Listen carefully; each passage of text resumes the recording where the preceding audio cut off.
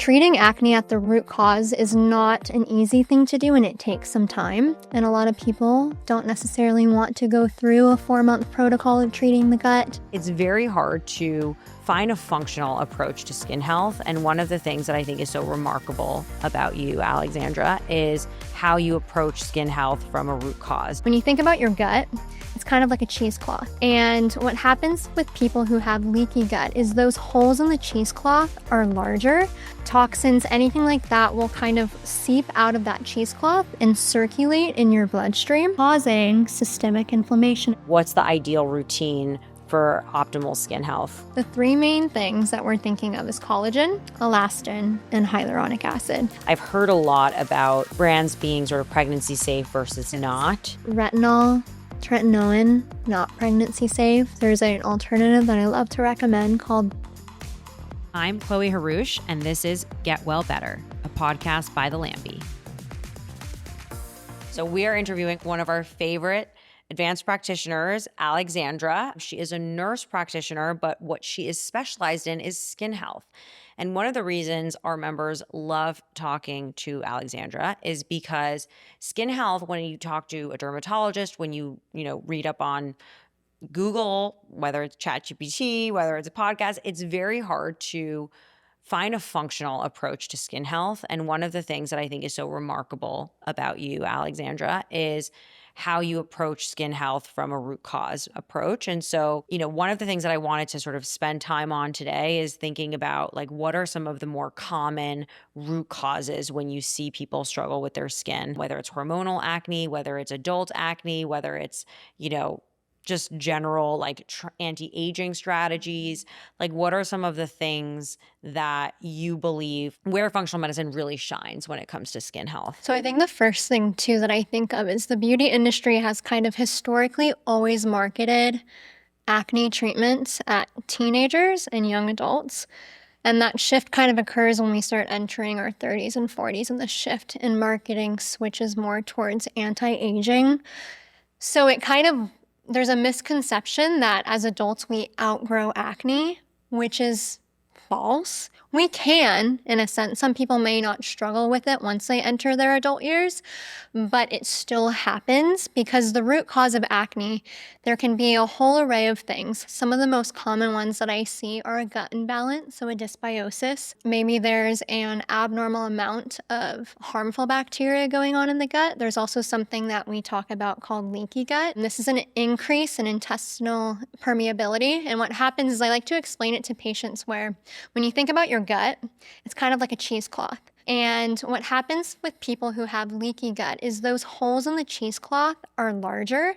So things like undigested food particles, harmful bacteria, toxins, anything like that will kind of seep out of that cheesecloth and circulate in your bloodstream, causing systemic inflammation, and that can result in it being reflected on the skin.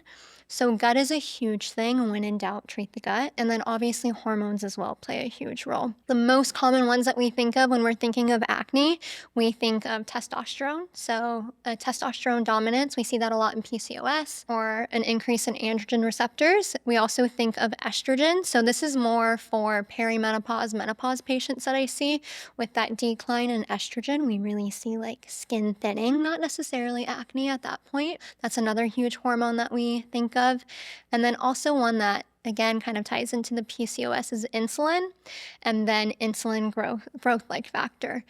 And this is one where this ties back to diet, again, kind of going to the gut, again, it starts there, is your foods like dairy, your high glycemic foods, like your sugar foods, those both increase insulin, and insulin and that insulin growth-like factor, those two, when they're elevated, they increase your sebum production, which is where acne kind of comes from when that's the root cause. So your pores get clogged essentially. And it all kind of circles back of what's causing it. But from a functional standpoint, the main things I'm thinking of are hormonal issues, gut issues, and then one that's often not talked about as well is sometimes it is just hereditary. Sometimes people are just at a predisposition for dealing with it. But you want to make sure you rule out those other main topics. One thing that I've been seeing a lot of is now cosmetic brands that are geared towards people with acne. Yeah. And so it's sort of like taking the reverse approach, more of a topical approach. And so I'm curious, like, do you find those to be effective? Like, what's the active ingredient in it that's helping adult acne or any of the other root Yeah. causes that you found? Because clearly it's not going to help with the gut. No. It's not going to affect with your hormone levels. So how does it avoid the response that all these dysbioses are having? So again, Or is it's it not not at really the end of the day, it's really not addressing the root cause. It will help though, because usually it's targeting that overproduction of sebum.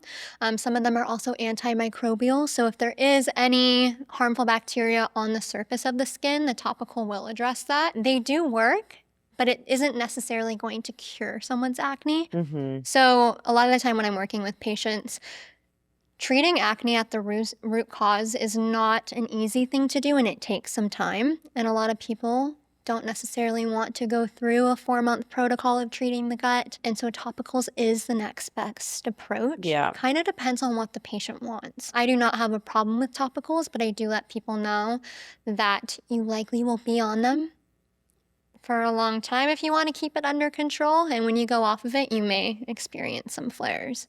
But also in flare ups, sometimes having a bit of a topical in your cabinet, I still have them in my cabinet. It's great to have on hand when you are kind of having a flare up because it's just additional. When you say flare up, I think of eczema. Yeah.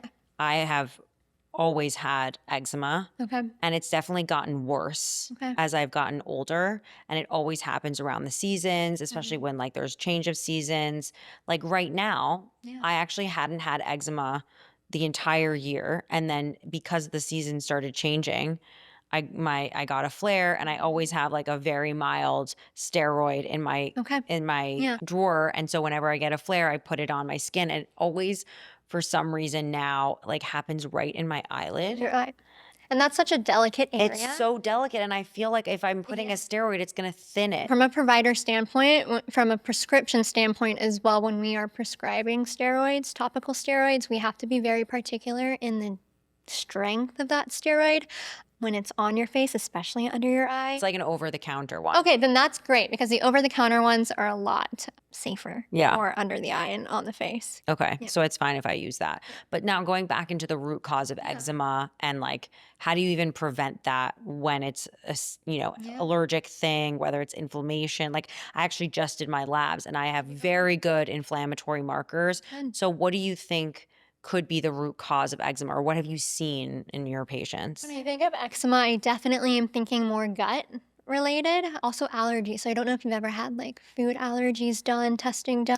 I've done food and I don't have any food allergies, but I do have like environmental allergies. And that can play a huge role as well. And again, eczema is one of those things that sometimes you're going to have a flare up, sometimes you're not. But I will say, in general, with anything rosacea, eczema, acne, less is more. Always.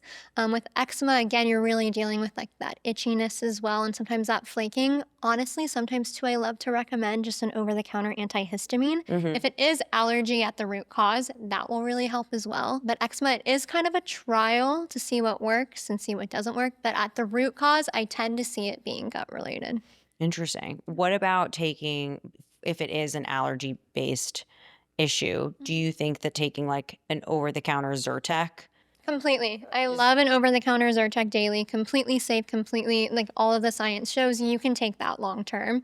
I would prefer somebody to take the Zyrtec versus using a steroid Right. often. Yeah. So I've actually been gonna try that because Okay. I all of a sudden it like flared up. Let's go back to like general to-dos for skin health Yeah. and anti-aging. What do you think is like the necessary routine? Again, when you talk to dermatologists, when you talk to plastic surgeons, I think they have their like alternative agendas. Yeah. Right? Like they want you to come in, they want you to do all the treatments, they want you to do Botox, they want you to buy their products. Like, what do you think for you, like recognizing that you have no ulterior motive? Like, what's the ideal routine for optimal skin health? So I'm a huge ingredient person. And kind of before we hop into ingredients, if we're thinking more anti-aging, like the skin, how it essentially ages, the three main things that we're thinking of is collagen, elastin, and hyaluronic acid. So I like to explain this to patients as it kind of being Basically, your collagen, I think of it being your spring frame of your bed. It's your structure. That is what collagen is. Your elastin is the bounce of that spring. It's what's going to bounce your skin back into place.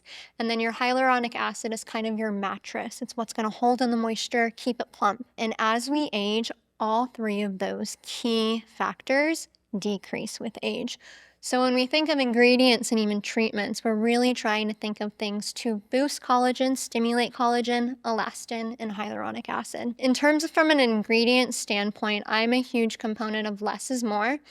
I think we should be using ingredients that have substantial clinical evidence. There's always something new on the market. I think if there's 3 ingredients everybody should be using: vitamin C, a retinol or a retinoid, and then sunscreen. If that's it, you will thank yourself 20 years from now if you're consistent with it. So you Consistency think is everything. you think retinol over hyaluronic acid? Yeah. Mm-hmm. Okay, can you explain why? Yeah. So What are those 3? retinol and retinoid, they're both vitamin A derivatives. It's actually similar to Accutane, which is an oral vitamin A derivative, but the retinol and the retinoid are obviously topical. So these, the way in which their mechanism of action works is they help with cell turnover. So all of those dead skin cells sitting atop your skin, it's going to help accelerate that for them to fall off. And it also deep down stimulates your body to produce collagen, which is that structure. Hyaluronic acid isn't going to do that. I love hyaluronic acid though during the winter. If you're suffering moisture loss, it's great to add in, but I wouldn't necessarily consider it An my essential. top 3. Okay. Yeah. Okay, and then vitamin C. Why vitamin C? Vitamin C is a very potent antioxidant. It helps prevent, when used with sunscreen in particular, I always love to tell people do your sunscreen in the morning, but do your vitamin C before you apply your sunscreen. They work synergistically together. It helps fight free radicals, pollution, all of that. And it also helps a lot of people that have any hyperpigmentation. It helps to lighten that. It's a little bit exfoliation, like it provides a little bit of exfoliation. There's also different percentages. So I love to recommend for someone starting off, start with 10%, 10 to 15%, and then you can move up towards 20%. But another thing about vitamin C is there's many different forms. So in the products that you're going to find at Sephora or Ulta, they usually don't have the active potent form of vitamin C. We actually want to look for something called L-ascorbic acid. That is the most potent and active form of vitamin C. And that's what you're going to find in what people term medical grade skincare. I mean, something at Derm Store online. I love shopping at Derm Store or your dermatologist offices. Usually the vitamin Cs that they are dispensing in their office are L-ascorbic acid. So do you have a favorite brand? There's many, and I think they're all great, but like SkinCeuticals, Obagi Medical, basically anything I like to recommend on Derm Store. They just kind of like how we use Fullscript here at the Lanby. Okay. I would say Derm Store is like the skin version of Fullscript. So you just type in vitamin C in Derm Store, and it's like, is it an oil or is it? It comes a in, it's cream? basically, it comes in a serum bottle, but it is a little bit more oily, I would say, than like gel. And you should put that under your sunscreen. In the morning. So your routine is wash your face. Gentle cleanser. You use a gentle cleanser in the morning, You don't have to. I prefer to, but you don't have to. Yeah. and then you do the serum, the vitamin C serum, and then you do sunscreen. Yes. What's your favorite sunscreen? Sunscreen. So I could go down a whole row with sunscreen. So sunscreen, I don't know if you know this, but the FDA here in the United States has not approved a new UV filter since 1999. We currently have about, I think it's somewhere between 15 and 17 approved UV filters here. When you think of Europe and you think of South Korea, who are light years ahead of us in terms of skincare, they have closer to 30 UV filters approved. They're approving them constantly, obviously with technology. I have no idea what you mean by a UV filter. So the actual filter or the technology in the sunscreen that is going to be reflecting those UV rays. Just like with research, we come up with new modalities and ways to prevent those UVs from absorbing into our skin. So it just kind of shows us the US being a bit behind again. So we should all buy our skincare from either South Korea or Europe. So the way in which I like to recommend another thing, even brands though that are Korean sunscreen brands or European brands, if you find them here in the US at a US store, The ingredients, if you turn them over, they're going to be different. So think about how if you turn over like a Oreo package or a Coke bottle here, but when you're in Europe or Italy, you turn it over, they're completely different labels because they have to abide By by that, that yeah. country's regulatory body. So your best bet is if you're in Europe, go into a French pharmacy or go into a pharmacy and pick up some sunscreens and bring them back. You can also purchase them sometimes through reputable online retailers that are coming from. Okay, so when you are in Europe Mhm. and you're stocking up, Yeah. what's the brands that you're going for? So Europe, I love La Roche-Posay. We Okay. have that here in the US. Yeah, but- that's what I use, La yeah. Roche-Posay. Yes. No, it's great. And then in terms of But so if I buy it in the US, it's going to be different it's going to ingredients. be a bit different, yeah. It's still good, but it is going to be different than the ones that are available. And they have a sunscreen? I didn't know they had a They sunscreen. have a sunscreen. There's also chemical versus mineral sunscreens. Mineral being kind of the physical block and chemical works on a chemical level. Everyone usually asks me like, what's my preference, chemical versus mineral? I'm a huge advocate of whatever you're going to put on every morning.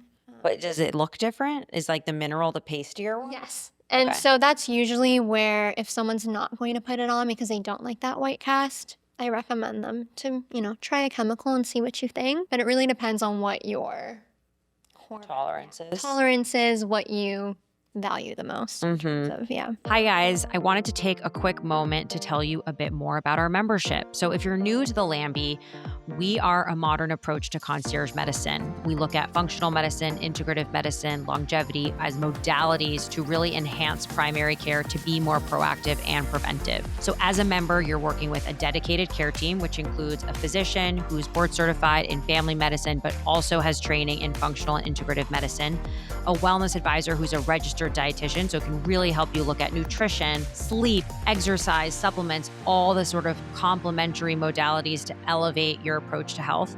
And lastly, a member advocate to help you coordinate your care and make sure everything feels seamless. So if you are looking to take more control and really support your health journey going forward, I encourage you to look at our website, thelanby.com, or book a free consult call. Do you think that there's like common mistakes that people make when it comes to skin health? Definitely overdoing it, especially when it comes to the actives. So your retinoids, your vitamin C, even also there are a lot of exfoliating products on the market. They have either AHAs or BHAs. So AHAs are alpha hydroxy acids. Those are going to be your glycolic acids, your lactic acids. And then your BHAs are going to be like your salicylic acid. They work differently. So your AHAs are going to work on the skin surface. They're going to help exfoliate those dead skin cells. And then your BHAs actually kind of penetrate deeper into the dermis and help to bring out that sebum. I would just say in terms of what people are doing wrong is overusing it. You do not need to be using an AHA 5 days a week. Using it twice a week is best. Being more gentle on the skin. AHA is what again? Alpha hydroxy acid. I know, but what's the example of that in So an like actual glycolic skin? acid and lactic acid. Okay, but Those what are like the ones. people use that? Like, what's the actual product that they're using that contains It's that? usually in toners. It's Okay. usually, they're sometimes labeled differently. Sometimes brands do have it kind of on the front, but other times you have to look at the back to really see it. They might have exfoliating in the name or sometimes even like chemical peels. So chemical peels in a dermatologist's office, they are usually glycolic and lactic acids, but they're at a higher percentage than what's in the over-the-counter products. Are you a fan of proactive Botox, or do you think that people should just be focused on the sunscreen and, all the other things you said? Similar to treating acne from a root cause standpoint, I think the same thing goes with proactive Botox. It's a buzzword and it's a marketing term. There's also a difference between dynamic and static lines. So Botox can treat dynamic lines, but static lines are not going to address. And if you want to prevent more of those static lines, it's going to be at the end of the day your skincare and how good your skin barrier is and how you treated your skin over the course of many years. So I would say skincare first. And what about reactive Botox? I think I am not against reactive Botox at all, but I do believe starting later, if you can, is best That's my take on That's it. But I'm not refreshing. yes or no. Everyone's a little bit different. Again, it's not a one-size approach to everybody. What about all the new lasers out there that like remove all the pigmentation and help to increase cell turnover? Like, are you a fan of that? Do you think we should be investing in those things like once a quarter to be able to, again, just add to the routine? So I think treatments in general, including lasers or microneedling, they are supplementary. I do not think they are 100% needed, but if you do want to boost, I think doing a treatment like that quarterly is amazing. That over like doing a facial? Because we're talking about like the procedures are definitely more expensive. So like, Yeah. how much are we talking for these different procedures? Depending on, okay, so laser and microneedling can be anywhere from $500 to a few $1,000s, where a facial usually, depending on where you go, can maybe be anywhere between $100 and $500. So again, your treatments are going to be more of a cost to you. However, I do think you maybe get a little bit more bang for your buck there. And also depending on the person going in. So I think people who struggle with acne actually do best with getting a facial done every month to help clear out those pores and all of that. But somebody who maybe is addressing more skin laxity, fine lines, hyperpigmentation would do better with kind of saving it and reserving it for those treatments. When you think about your nighttime routine, how does that differ from your morning routine? My nighttime routine, I think the biggest thing that people kind of gloss over is you want to make sure your skin is extremely clean. So I'm a huge fan of double cleansing. Also, what you're using to take off your makeup at the end of the day. I absolutely hate makeup wipes. I do not want anyone using them. Like I don't know if I'm allowed to say brand names, but like Neutrogena and all of those brands, do not buy makeup wipes. They're extremely abrasive. First, you're tugging on your skin, and then there's tons of alcohols, preservatives, all that in it. It's going to strip your skin barrier. I'm a huge advocate for either a warm washcloth with water and some mild soap or a cleanser, but also I love micellar water. And then like a soft cotton round. Where do you get a micellar water? Is because I know that La Roche-Posay has Yes. that.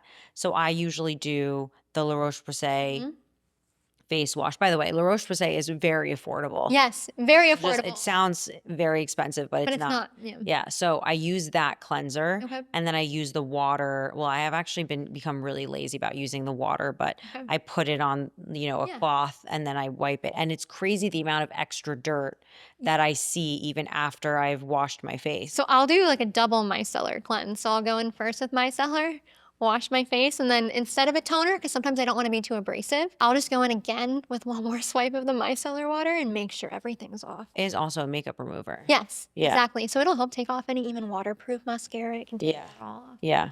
Okay, and then after that? After that, at night is when you want to use more of your treatment. So that's when you want to use like your tretinoin or your AHA or like that glycolic or lactic acid. What are those products found in? Because I feel like those are called different things. What are they? I don't know, but like you're not just buying AHA or blah, blah, blah. You see a lot in toners. So like Okay, the so Ordinary, for example, they sell one as a toner and I think it's either between 7 and 10% glycolic acid. Oh my God. They're in toners a lot. So that's meant to dry out your skin? It's going to help exfoliate those dead skin cells. But if you overuse it, yes, you're going to dry out your skin. Yeah, I don't use that at all. Okay. I love them though. Okay. They just need to be used in moderation. What's moderation? Like once a week? Depending on the person. So I love what's called skin cycling. If you look up skin cycling on the internet or on social media, you'll see a whole different array of protocols from different people.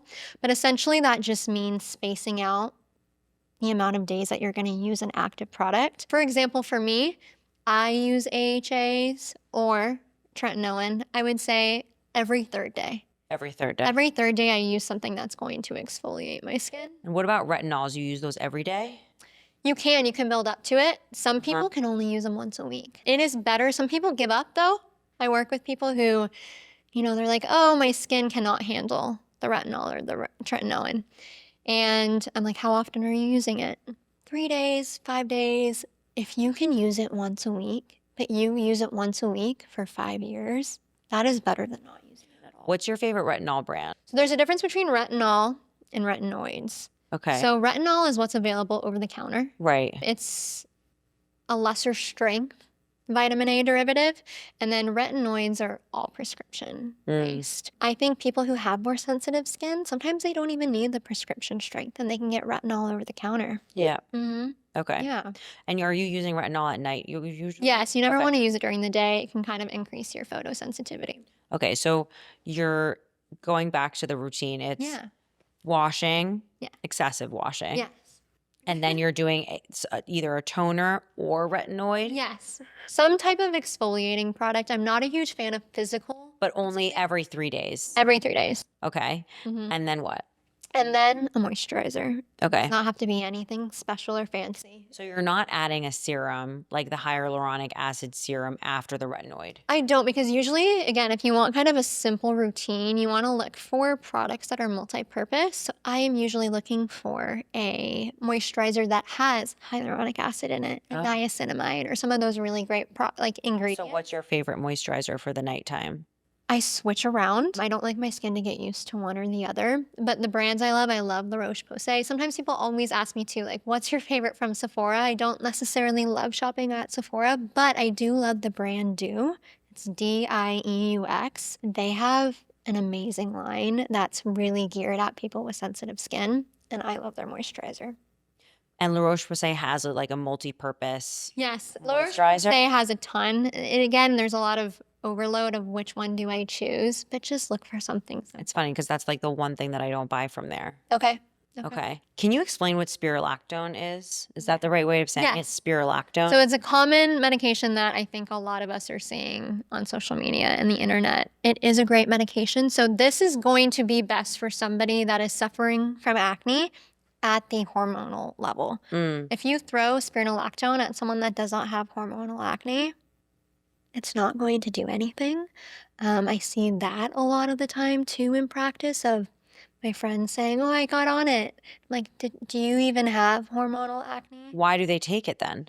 Because a lot of people are taking it, and it works wonders for people who have a hormonal imbalance. So specifically, we're thinking of our PCOS patients. Again, a lot of PCOS patients have elevated testosterone, and that spironolactone, it works by blocking androgen receptors, which is that testosterone or male hormone. So the people who don't have that but are taking it are thinking that this is like a miracle drug for skin health? Exactly. And I think what people don't also realize is spironolactone, it's used for hormonal acne, but it's actually a diuretic. It's a potassium sparing diuretic. So that wasn't even its first or initial use in terms of the medication, which is also why people who are taking it really need to monitor their potassium because people can actually, their potassium can shoot up too high when they're on it, especially on higher doses, like between 100 and 200 milligrams. Interesting. Okay, so the last question that I have is around like the hormonal Yeah. impact of some of these cosmetics, because I've heard a lot about brands being sort of pregnancy safe versus not. Like, what is the ingredient that people that are, trying to get pregnant or are pregnant need to be wary of? So it's really those active ingredients, retinol, tretinoin, not pregnancy safe. There's an alternative that I love to recommend called bakuchiol. It's plant derived. It is kind of the functional analog of tretinoin or those retinoids. It works by stimulating collagen production and helping with that exfoliation. So I love people who are pregnant to go on that. You can usually get it in like a serum or a moisturizer. Again, it's the ingredient. Another thing that's not recommended, again, that's that vitamin A derivative. So obviously things like Accutane, not recommended. Spironolactone also is not pregnancy safe. Honestly, staying away from any of that is best in pregnancy.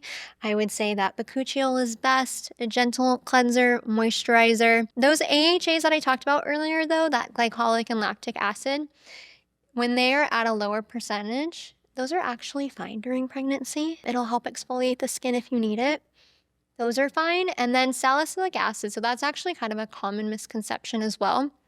What is not okay in pregnancy is actually oral salicylic acid, which is found in aspirin. The topical version, when at a low percentage, like 2%, check with your OBGYN. However, for the most part, it's completely safe. You just don't want to have like a higher dose salicylic acid. Amazing. Wild that you know all this. It blows my mind. Well, thank you so much for coming on and giving your 2 cents on skin health. I know people appreciate the unbiased, objective perspective.